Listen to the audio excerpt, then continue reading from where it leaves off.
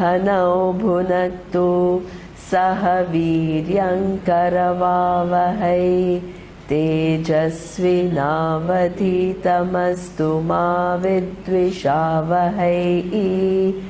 ॐ शान्ति शान्ति शान्तिः। ॐ भद्रं कर्णेभिः शृणुयाम देवाः भद्रं पश्येमाक्षभिर्यजत्राः स्थिरैरङ्गैः सुष्ठुवागुंसस्तनूभिः व्यशेम देवहितं यदायुः। स्वस्ति न इन्द्रो वृद्धश्रवाः स्वस्ति नः पूषा विश्ववेदाः स्वस्ति नस्तार्क्ष्यो अरिष्टनेमिः स्वस्ति नो बृहस्पतिर्दधातु। ॐ शान्ति शान्ति शान्तिः।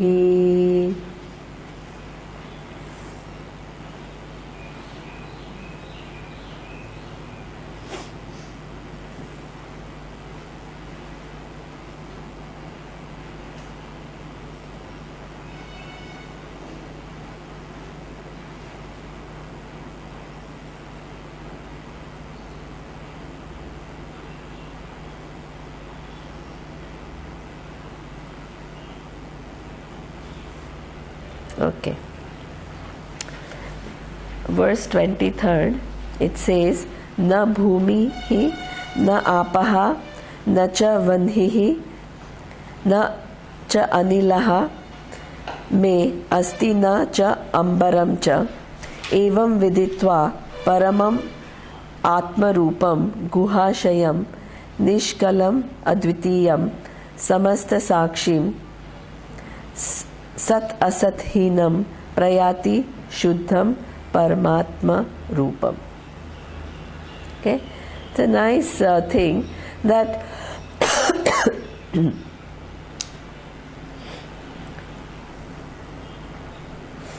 what is interesting to understand is that the relationship of Satya Mithya is such. It's a very interesting relationship, okay, that because on one hand we are saying everything is from Atma, now we are saying what? Atma is free from everything. So how is everything from Atma and at the same time Atma is free from everything? Because there is Satya Mithya relationship. Let's see it with reference to this table. Okay, so now the wood which pervades the table is free from the dimensions of the table, tableness. So when we say that the wood transcends the table, does it mean it's somewhere else? No. Pervading, it is free from it. This is Satya Mithya relationship. Okay? At every increasing level of arrangement, you acquire what? New attributes, but the previous level is what? Free from that attribute. Otherwise, now let's see it with reference to Ishvara. What we have said, the whole manifestation is Ishvara. Now, somebody can ask, if the whole manifestation is Ishvara, how many problems are going on? There is a war, there is so much violence, there is so much killing. So is Ishvara suffering because of all of that? No. Why?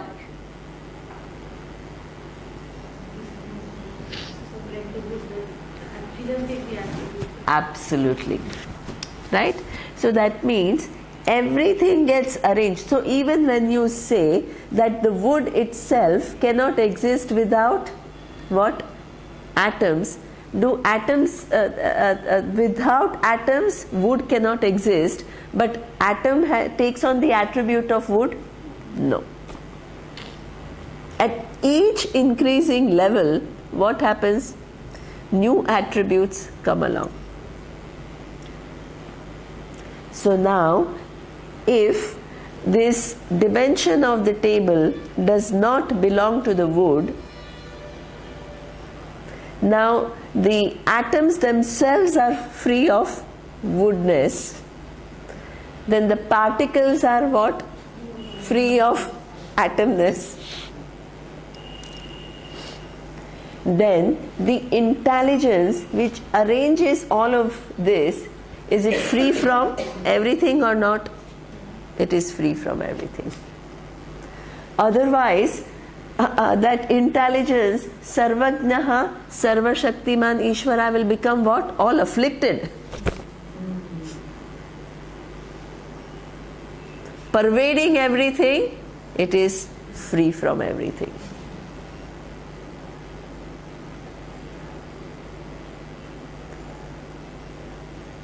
Space is not independent of Ishvara, which is all knowledge and all power. But all knowledge and all power is free from space. Na ambaraha. That's why it can resolve the whole thing in like. If it became space, what will happen? Okay. Water cannot exist without Ishvara, but Ishvara is free from being water. That's why he says that. Right? Agni cannot exist without intelligence, but Ishvara, the all knowledge and all power is free from all the 5 elements.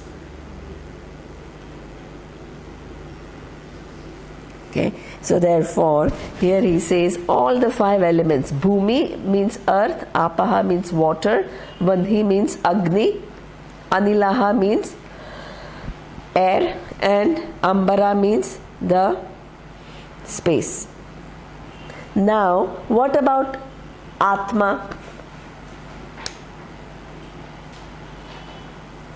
Ishvara, the all knowledge and all power, itself is free from everything. What is Atma?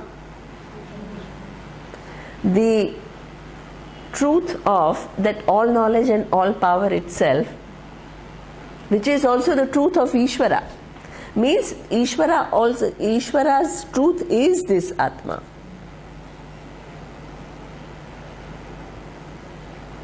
Which is Satyam Jnanam Anantam Brahma.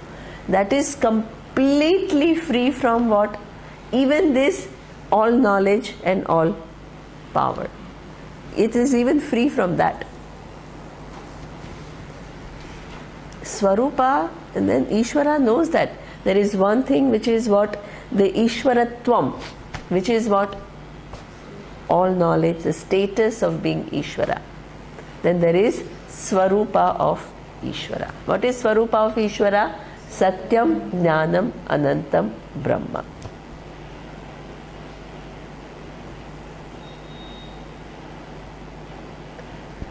Ishvara knows that. That's why the teaching comes. Right?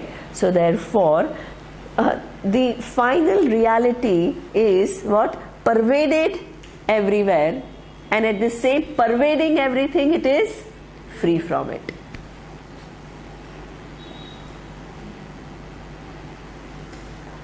Right? Then, evam viditva. Knowing this, what? I pervade everything. The awareness pervades everything. Pervading everything, it is free from it. What? Paramatma Rupam Guhashayam Nishkalam Advitiyam. Okay? So that is the real Swarupa of the final reality. Where is it hidden? It's hidden very well, which is the nature of yourself. It says Guhashayam means residing in the cave. What does it mean? It's all very well hidden. I was just talking to Gabby, and she said very, very true, right? When we have what we call, what is ahankara? Ahankara means all I-related thoughts. I-related thoughts are defined as ahankara. How many different I-related thoughts? Many, many different. But they become a given group, and it becomes like solidifying a solid entity. Before any I thought comes, are you present or not? If you are not present, you will what? In order to know the presence of the, you need to be there before. While that I thought exists, are you present? Yes. Once that I thought goes, are you there? Yes. So that is what we call that self-revealing. It is not that thought. It is preceding the thought. It is while that thought is going on, and after the thought goes, it remains. And it is never affected by whatever that nature of that thought is. But can thought exist without the awareness? No. What is the nature of thought? Thought is awareness with what? That given name and form. Name and form don't matter. The content is awareness. Okay? So what happens is, something which is always present, invariably present, that ahankara is what? That is always there, but it is missed by me, and I take myself to be what? That transit, that series of thoughts, and make it into one real entity. But that which was always there is because of which I come to know many, many different thoughts. That is something which is what? Doesn't depend upon something coming and going. It is always present. That is meant by self-revealing. Gabby gave an example, which was an interesting example. Gabby gave the example. Well, it's not from me, I didn't came up, but I said, because it's so amazing that you miss something out which is always there. Wonderful. You miss something which is always there, which is constantly revealing itself. Yeah, and I heard the example of the table, and you see the table only if there is light. But you just focus on the table and see the table, and don't see the light, which enables you, first of all, to see the table, and you miss the light out. Wonderful. Although it's there. This is one prakriya used. The whole prakriya is like this: bhati anubhati. Swayam prakasha. Swayam jyotihi. Swamiji uses this example, and he says, for the whole, for any object to be there, you need what? For you to know the presence of that, you need what? You need light. So that means, let's say, light of the sun. So that means the whole jagat that we have becomes anubhati. And what is bhati? The sun.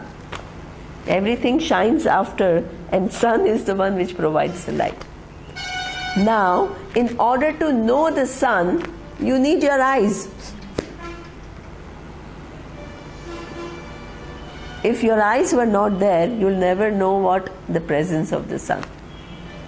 So now sun becomes anubhati, and then eyes become bhati. But your eyes cannot do any job without your mind. Eyes become anubhati, mind becomes bhati. The different conditions of the mind themselves are known because of that invariable presence. Atma is bhati. Then even the mind is anubhati. Everything is anubhati. There is only one bhati, self-revealing presence, which is Atma. Prakriya. Way to make you see that. What do we mean by self-revealing? So that's a good example you came with. Okay, so here, so that is Guhashayam. It is so revealing that you miss it. Like as Gabi says, you look at the table and you forget the light because of which the presence of table is available to you. There is only one source, which is bhati. Everything else is anubhati. Shines after, swayam jyotihi, self-revealing. Self-revealance. Self-shining by itself. Any other object is illuminated by, let's say, the source of light. Okay.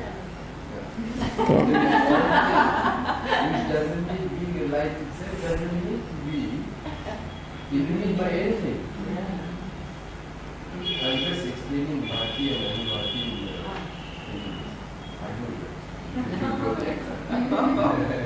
Now Nishkalam. Nishkalam is pathless. Are there paths to this awareness?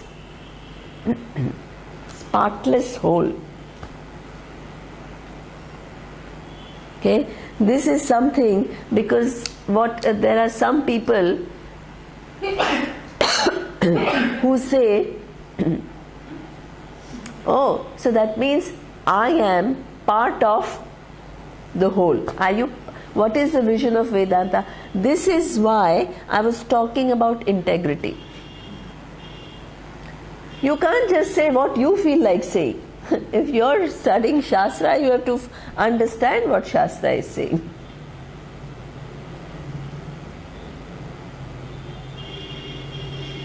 There is a big difference between what you being part of the whole and you being the whole. When you look at Ishvara as what? The whole manifestation, then you can say what? I am part.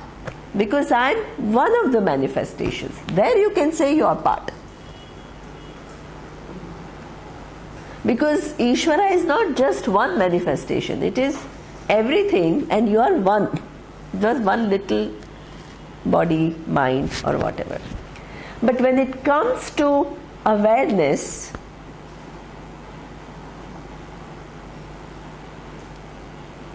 is awareness divided into any parts? Even Ishvara, the all knowledge and all power, is only one entity, and every form is one manifestation of that entity.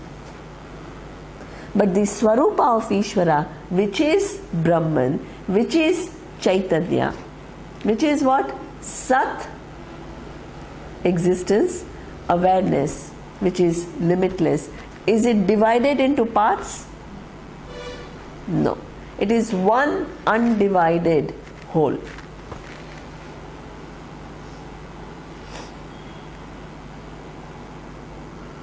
Okay? It is partless. Where, first of all, it's very easy to understand that. Where do parts exist? Within time and space. You can say things are divided. Different parts exist within what? Time and space. So that's why in this manifestation, which is not only what Ishvara is, it's just one aspect of Ishvara, which is within time and space, you can say I am one aspect. one part. But when we are talking about something which is the truth of the whole manifestation, it is what? Can it have parts? Parts by definition means what? In time and space things are divided.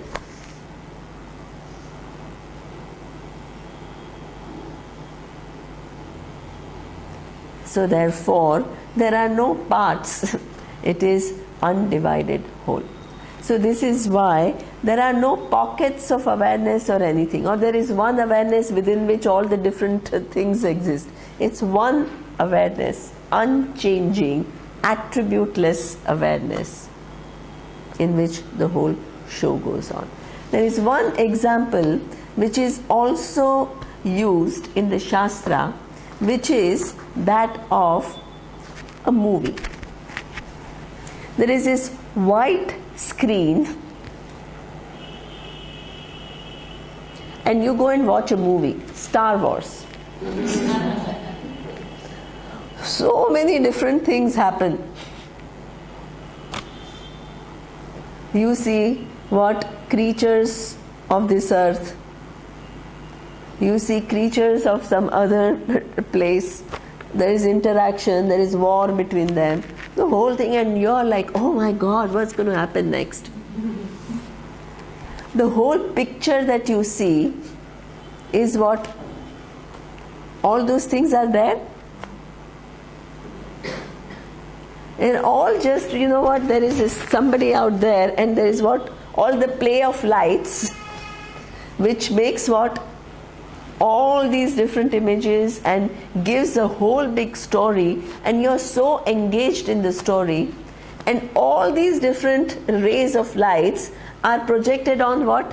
One white screen. That screen is ever changing. Without that screen, can there be the whole play of lights? No. Is there any inside or outside? Does it have any parts? Nothing. One undivided whole.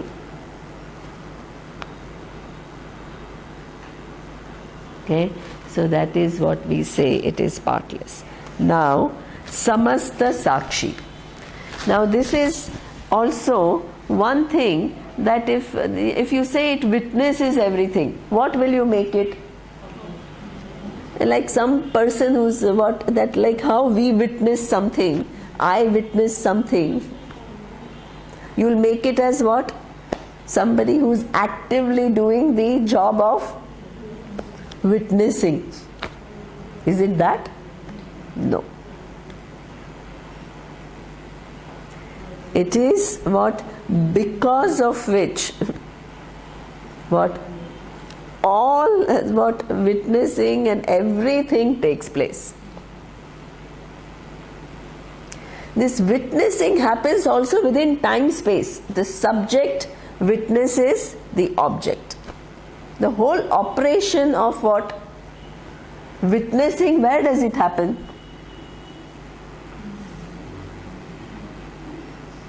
The subject sees the object is what we call witness.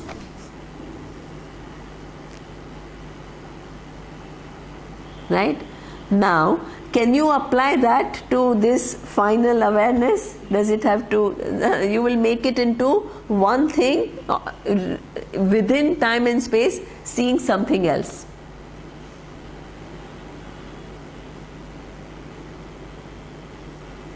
Awareness is because of which what?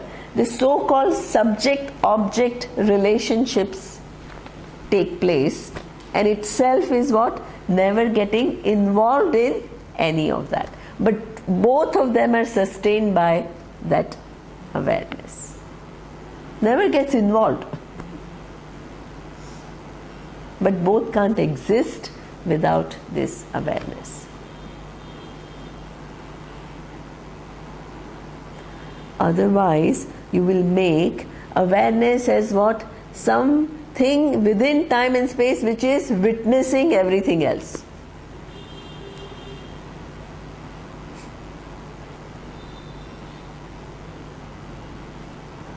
Okay? Different thing altogether. So, samasta sakshi sat asat hinam. Okay?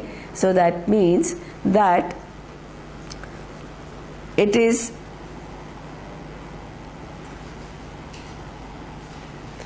devoid of cause and effect. The, you know, when you go, you start from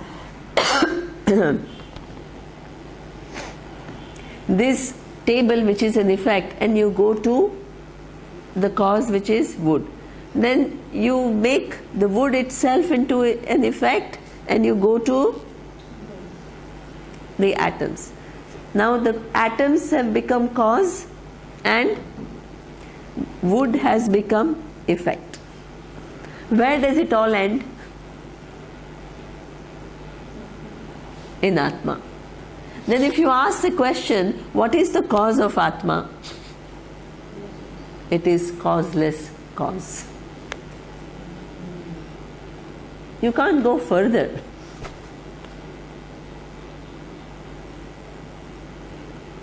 Okay? Even the status of Ishvara, you can still go what? To this awareness. After that you can't go any further. This is the causeless cause. The final cause. You can't ask what is the cause of that. So therefore it is what? Devoid of cause and effect. And why being the causeless cause, every subsequent cause and effect, is it its intrinsic attribute? No. It is free from every attributes of every cause and effect. That's why it is what? Pure Shuddham, unaffected by anything, and Paramatma Rupam. This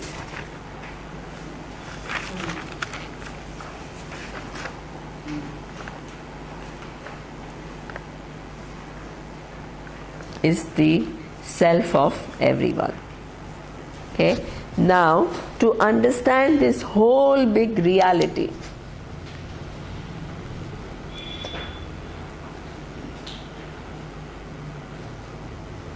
you start thinking about one thing, and sometimes it's interesting, I see people discussing outside the class. Even I used to do it. Right after Swamiji's class, try to figure out.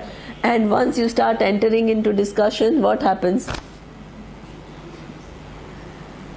And then you think you're clear, but everything starts becoming what?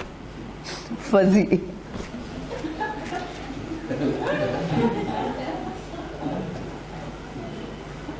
And then we all talk and we all try to figure out, and nobody gets anywhere. We used to spend hours trying to figure out. So what seems like during Swamiji's class all very clear, then what happens? You go home and think about it, and I said, but this is not very clear. Okay, so that means it requires what? Listening to this Shastra again and again and fine-tuning, making. Our teacher, Swamiji used to say that it is like Polaroid camera. You know, you had those cameras which produce this picture. You'd click and something comes out. Initially, what do you see? Actually, you see nothing. So whole Vedanta seems like Star Wars. Then slowly, you start seeing some parts. Some images start coming. Then you start connecting one image with the other. Then there is more and more clear. Then one day, what will happen? I mean, not one day, in few minutes, what will happen? The whole picture will come clearly. So that means, when we listen, it's not that we don't understand anything. Please understand. We understand many things. So this is why we say the whole Vedanta is what? Growing clarity. Growing clarity.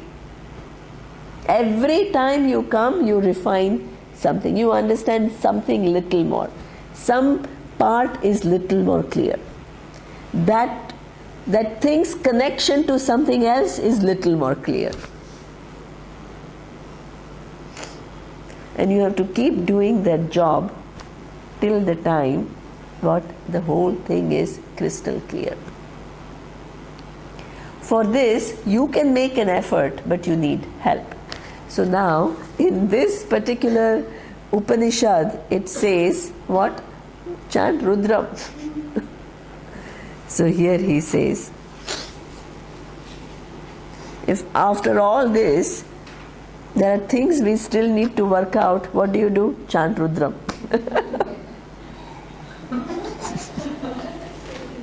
That itself is the project. Okay? It says, Ya Shatarudram Adhite Saha Agniputaha Bhavati Sura Panat Putaha Bhavati Sa Brahma Hatyayat Puta Bhavati Sa Suvarna Teya Aputo Bhavati Sa Krutya Akrutya Putaha Bhavati Tasmat Vimuktam Ashritaha Bhavati Ati Ashrami Sarvada Satkruta Japet Anena Gnanam Apnoti Sansaran Vinashanam Tasmateva Viditva Na Kaivalyam Phalam Ashnute Kaivalyam Phalam Ashnute Iti. So here it says that the one who recites Shatarudriya. What is Shatarudriya?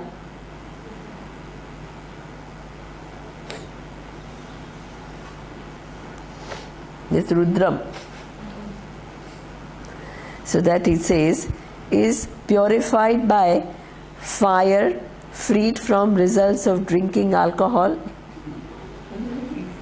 freed from the results of killing Brahmana, freed from the sin of stealing gold. They are very detailed. That means it includes all kinds of things that we could have done. Freed from. That means. Freed from means, right? No, but in order to understand that reality, you need to what? Have? Yeah, chant the Rudra. To understand the reality by chanting Rudra, then we Exactly. Because until... you can do that and then you're freed from it, is it? Yeah, so by doing that, what will happen is, every action, what does it do? Every prayer that you... what is the idea? It's not like you... Otherwise for Priya, that will become the next project. Which is true, so true. Absolutely. The Rudram power, our teacher has actually, you must know that this Rudram is Vedic chanting. It's a very powerful chant. And generally when you go to Veda Pathshala, who chants Rudram? Only those Brahmin boys learn it. But Swamiji knows that we all have come from backgrounds when we've done all kinds of things. So we have all kinds of obstacles in understanding clearly. Which are those obstacles? These are all some examples. It was interesting. We were looking at, this Nadi Shastra. This Nadi? There are some leaves which give you some information about your life and also what was your past life, and they'll tell you everything. So for almost everyone in the past life, you killed somebody. For all of us, it came like that. That you were really mean to your husband. Oh, still.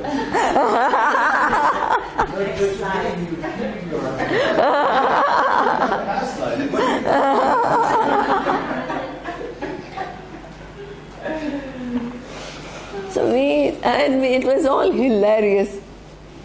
So it's like, my God, what all we could have done. Even in this life, what all we could have done.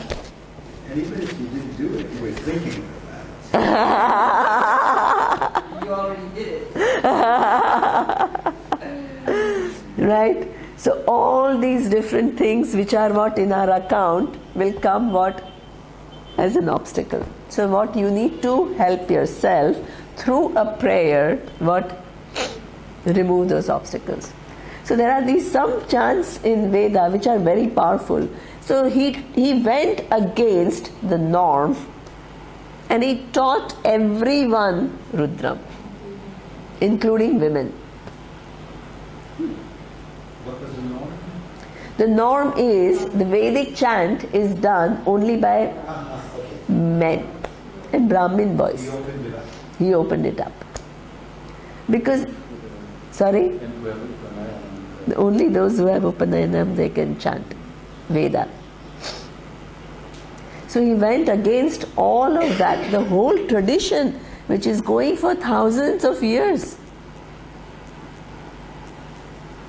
This is what we call a visionary. Not just what taking rules as laws. Able to see through. If somebody, for knowing this knowledge, wants to overcome some obstacles, which are what we don't know what all we could have done.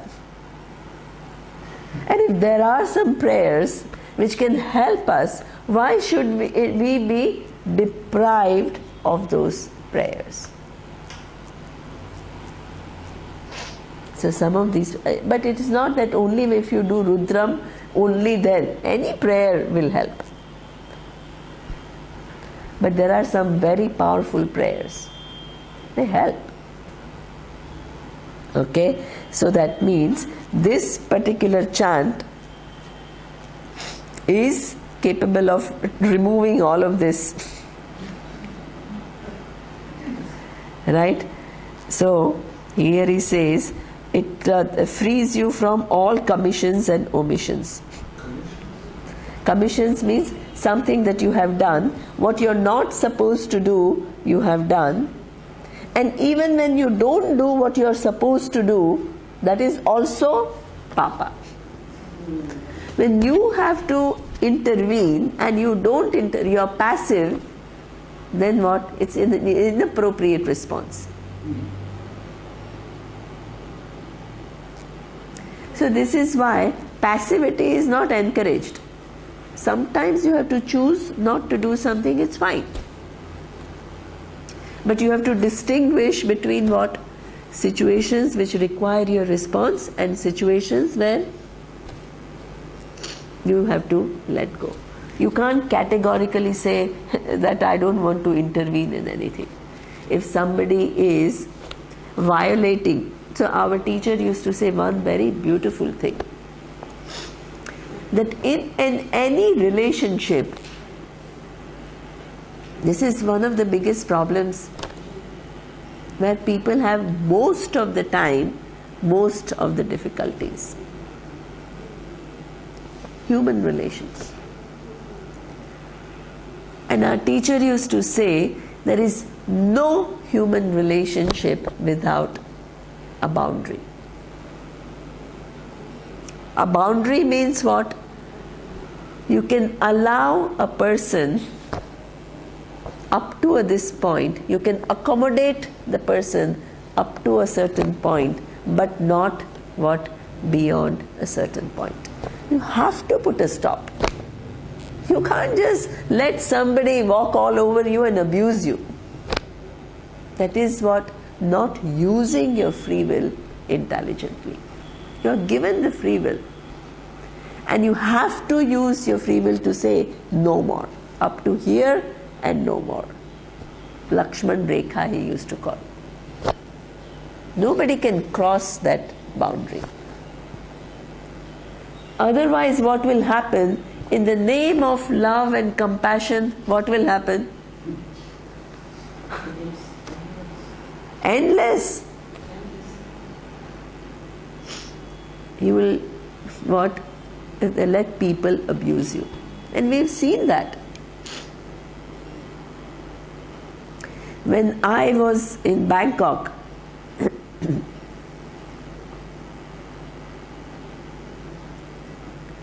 there was this woman who came and she said she was feeling very disturbed. I said, what happened? She said, I broke up with my boyfriend. I said, what happened? So she says, he was abusing me for 3 years, physically abusing her. So I said, but you are an educated girl, why did you stay in this relationship? She said, every time he was bad to me, after he was really mean and whatever, what would he do? He would come to me and he will apologize.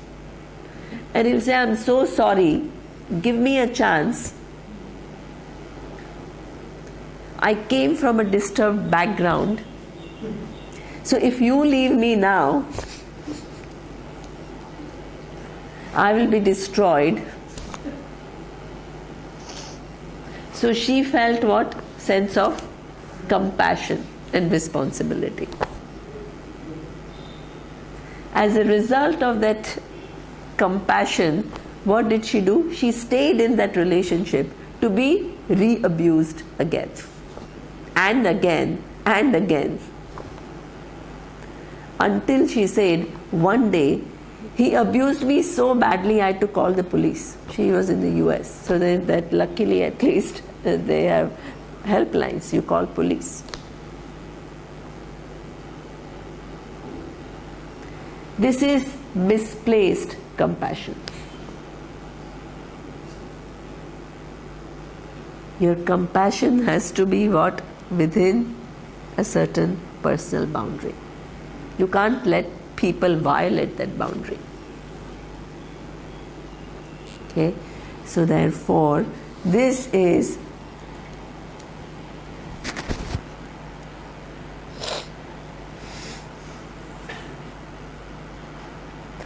so all these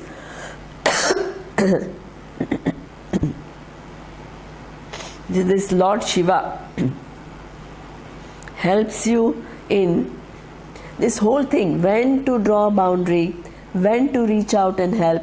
Now, because you have to do personal boundary doesn't mean that you become all selfish and only self-protecting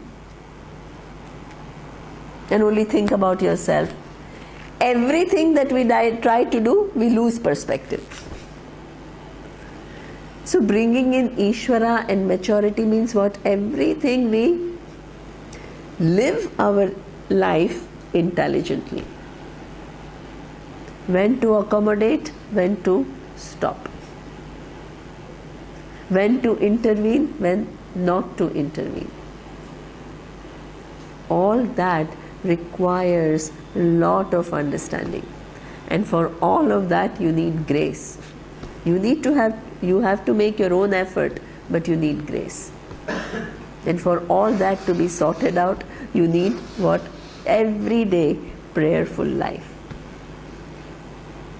Every day you have to pray. You have to pray. If you don't want to pray for, what would you like to pray for? You can ask for one thing, clarity of thinking. Everything else, what today it's important for you, after 5 years it will not be so important for you. But one thing which will always remain important for you, which is what? Clarity of thinking. You can pray and ask for clarity of thinking.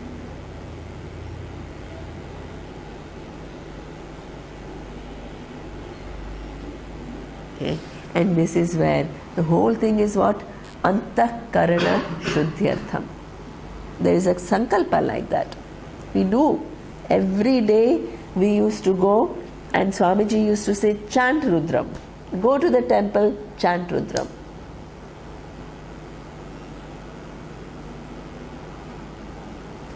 Even this boy that I was talking about, because of his whatever, he was abused by his parents. He was understanding, but emotionally everything was surfacing. What can you do at that time? You can't just stop that whole thing. It has its own time. It takes its own time. You have to do prayers. Because there are too many things that we may have done. Too many obstacles. So you have to work with Ishvara to what? Reach the other side of Maya. You need Ishvara's help. Ask for that help. Okay? So that is what he says. Atyashrami sarvada sakruta japet. It says, leave everything and then what? All the time chant Rudram. It's not like because there are too many things, but you don't need to do that. Okay? So whenever you can chant, or you can do any other form of prayer. The one who seeks refuge in Lord Shiva, one who is free from, all renunciate should at least once a day. At least once a day you can chant Rudram. By this one attains the knowledge that destroys samsara, the endless life of becoming. In fact, the tradition is also that the sannyasi is the most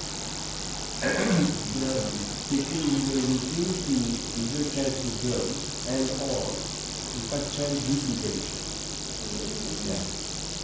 And Mahishya, which is a very short.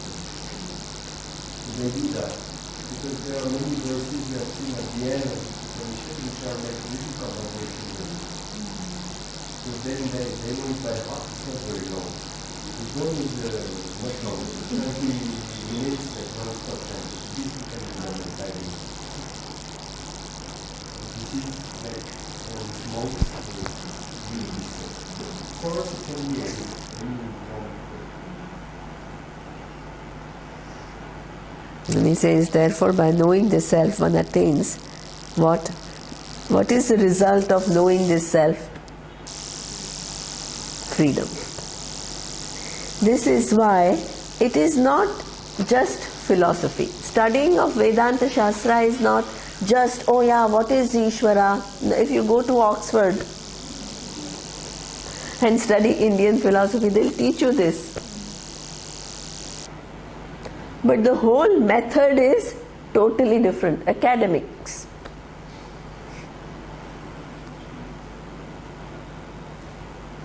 It is treated as what? Something that is like information. What is a spiritual pursuit? Spiritual pursuit means what you understand is what? Not first, you need to undergo transformation in the way you live in the world, the way you look at the world, the way you respond to the world. There is a change, there is a shift. Okay? And what? Totally understanding and living this reality, finally. A well assimilated vision as you, it's as me, not just some information. Brahman plus Maya is equal to Ishvara, not like that.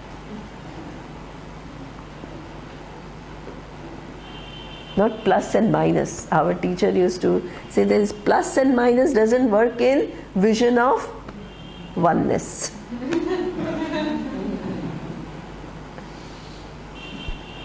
Non-dual reality. If it is one, why do you have so many different names and all these? Where is the board? The board is gone. How many different things we wrote?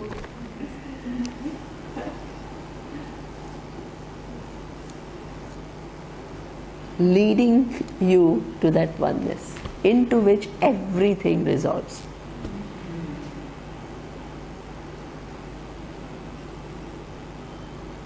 There is no second. There is no plus minus.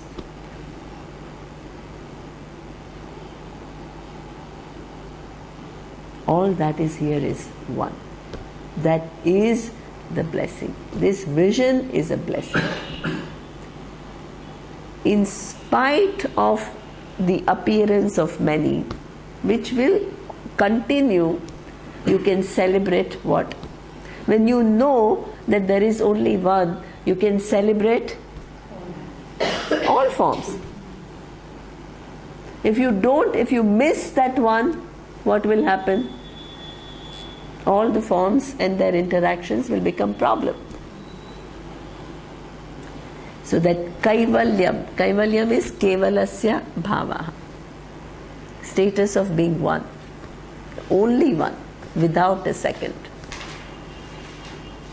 There is no second thing in this universe. Everything that you see resolves in that one. Even the status of Ishvara, being the Jagat Karanam, the cause of the universe, which is all knowledge and all power, that also resolves in what? That final reality. That is the Swarupa of Ishvara. That is the nature. And the whole teaching is coming from Ishvara. Ishvara is not confused about what? This reality. That's why Ishvara makes you see this reality through Shastra. Shastra means the scriptures.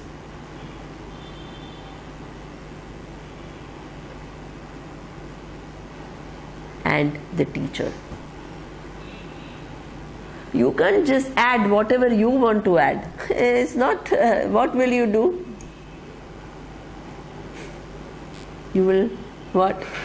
Not say what is intended. When you say what is not intended, what will you do?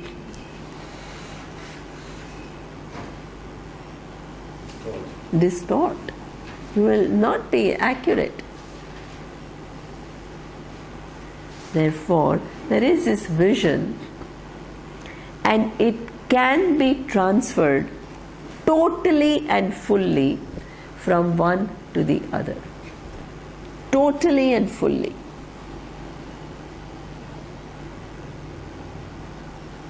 But in order to be transferred, you need to what? Give it a time. Can you know everything all in? Now, at lunchtime, she's asking me questions from Taittiriya Upanishad. So I said, Tara, I can't, the whole thing that I studied in 3.5 years, everything I can't answer in 1 hour. But this is the love for knowledge. Love for knowledge. Love for knowing. She then said, okay, then you do 3.5 year course. She's smart. And then she said, I'm going to the US to study. When I come back, then you do it. You start with So that, right? So until that vision of oneness is totally clear, and each part of that vision is totally clear and not all mixed up, you have to listen to this Shastra and fine tune and fine tune. So with that, the whole Upanishad is over.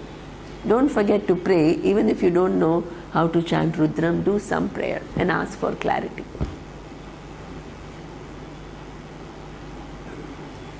Okay. So with this, our camp ends. Questions, yes. But we'll first stop Om Purnamadah Purnamidam Purnat Purnamudachyate Purnasya Purnamadaya Purnamevavashishyate. Om Shanti Shanti Shanti. Om Shri Gurubhyo Namaha. Harihi Om.